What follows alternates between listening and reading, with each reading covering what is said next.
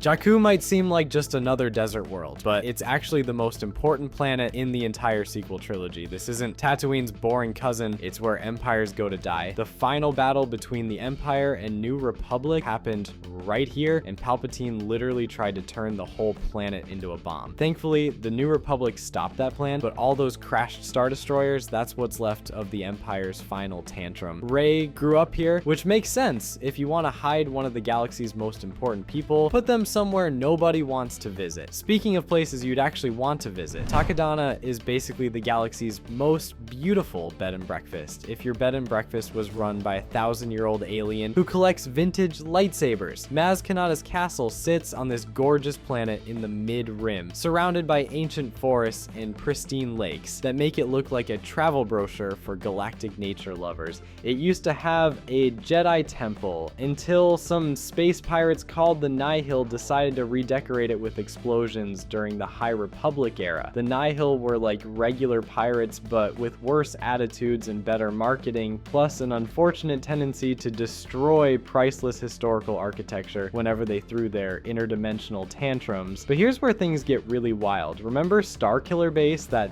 Death Star on steroids that could blow up multiple planets at once? Plot twist, it used to be Illum, the sacred Jedi planet where younglings went to get their lightsaber crystals in what was essentially the galaxy's most important coming-of-age ritual. The Empire basically took the galaxy's most holy Jedi site and turned it into the ultimate weapon, strip mining the crystal caves that had been sacred for millennia. The First Order finished what the Empire started, hollowing out the planet's core and installing a sun-powered superweapon, and honestly, the audacity is impressive in the worst possible way. The planet that suffered the most from Starkiller Base was Hosnian Prime. This was the New Republic's capital, a bustling world that represented democracy's return to the galaxy after decades of imperial tyranny. We barely see it before it's gone, but in those few seconds, we watch people look up at their doom approaching, including children playing in parks and families going about their daily lives, completely unaware they're about to become galactic history. The New Republic Senate, the Defense Fleet, and probably some really good restaurants all gone in one shot, along with billions of innocent civilians who never saw it coming. Meanwhile, the Resistance was hanging out on Dakar, which is actually one of the prettiest planets in Star Wars. It's got forests, hills, and a ring system that makes it look like Saturn's cooler younger sibling. The temperate world provided ideal conditions for establishing a hidden military base, with dense forests offering natural camouflage in the planet's remote location in the outer rim, keeping it off most galactic maps. The Resistance built their base there, taking advantage of the planet's strategic position and abundant natural resources to support their growing fleet and personnel. Of course, the First Order eventually found them through careful intelligence gathering and tracking operations, forcing a desperate evacuation before launching a devastating orbital bombardment that destroyed the base, because apparently nice things can't last in Star Wars. This brings us to Ahch-To. It's all ancient stone, dramatic cliffs, and moody weather, idea perfect for Luke Skywalker's hermit phase and brooding about his failures while fishing for space porgs. The planet is supposedly where the Jedi Order began 25,000 years ago, which means it's older than most civilizations and contains the first Jedi temple ever built. The caretakers who live there have been maintaining the place longer than humans have existed, dutifully preserving the sacred sites and probably getting increasingly annoyed at hermit Jedi masters who show up, drink blue milk, and complain about everything while ignoring their spiritual responsibilities. But Luke's real Jedi temple was actually on Ossus, not Ahch-To. It's hidden behind navigational hazards in the Outer Rim, making it the perfect secluded location for training the next generation of Jedi Knights away from prying Imperial remnant eyes. But Luke did it anyway, establishing his academy in the ancient ruins where Jedi Masters had taught for thousands of years before him. Ben Solo's temper tantrum burned it all down, leaving nothing but smoking ruins and traumatized survivors, and honestly, the planet probably still hasn't recovered from the psychological and environmental damage. Now let's talk about Cantonica, home to Canto Bight. This is where the galaxy's wealthy go to gamble away their morals while sipping expensive drinks and pretending they don't fund both sides of every war through arms dealing and war profiteering. Finn and Rose's adventure there may not have mattered that much in the overall plot, serving more as a philosophical lesson about inequality than advancing the main story. The Casino City represents everything wrong with the galaxy's power structure, where fortunes are built on suffering while the elite party in luxury. The The Fatia chase scene is fun though. Nothing says fight the power like stealing space horses and causing property damage while inspiring slave children to dream of rebellion. Crate is a planet that looks stunning, especially when the crystal foxes run around, leaving red trails in the white salt that covers the mineral-rich red soil beneath, creating a breathtaking contrast that's probably the most beautiful thing in the sequel trilogy. But it's also where the Resistance almost got wiped out completely after their desperate escape from Dakar led them to this remote mineral world in the Outer Rim. The old rebel base there was Bail Organa's backup plan, a forgotten outpost from the original Civil War that still had functioning equipment and enough supplies to mount a last stand.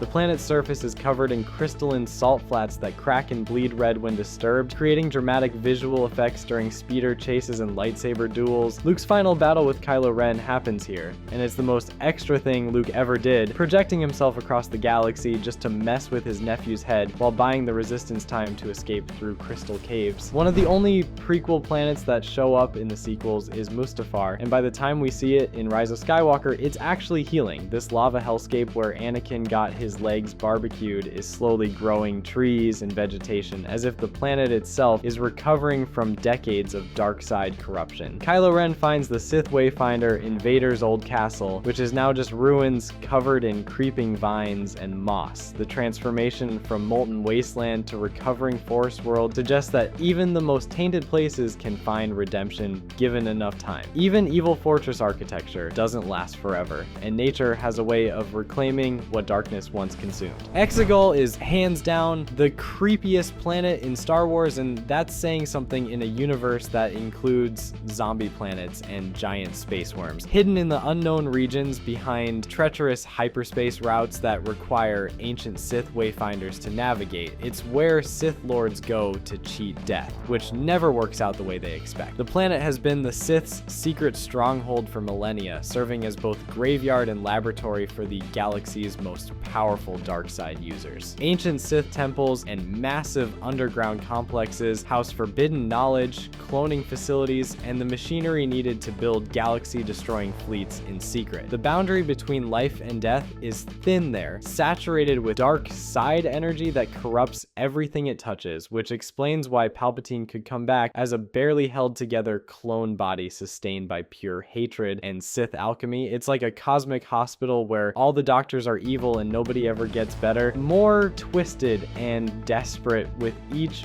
failed resurrection attempt. Ajon Kloss is where the Resistance moves after Dakar gets blown up, and it's another gorgeous forest world that makes you wonder why anyone wants to live on desert planets when lush jungle paradises like this exist. This is where Luke trained Leia in the ways of the Force years earlier, teaching his sister lightsaber combat among the ancient trees and misty clearings. Later it becomes where Leia trains Rey, passing on both Jedi wisdom and her own unique perspective as a leader who balanced the Force with political responsibility. It's basically become the galaxy's unofficial Jedi training ground, a place where the Skywalker legacy continues through new generations of Force users who hopefully won't burn everything down. Pasaana hosts the Festival of the Ancestors, which seems like a fun cultural celebration, until you remember that Sith assassins use it as cover for murder plots. The desert planet is home to the Aki-Aki, who know how to throw a party with colorful banners, traditional dancing, and elaborate costumes that make it the galaxy's most wholesome cultural event. It's also where Rey accidentally uses Force lightning for the first time while trying to save a prisoner transport, completely shocking herself and everyone else with her hidden Palpatine heritage. Imagine explaining that insurance claim. Sorry, the nice girl with the lightsaber accidentally electrocuted your spaceship while having an emotional breakdown about her evil grandfather. Kijimi is a snowy planet that's basically run by drug dealers, but they're the fun kind of drug dealers who help fix droids and fight stormtroopers while wearing cool masks and speaking in gravelly voices. However, we only see this planet for a short time because it ultimately gets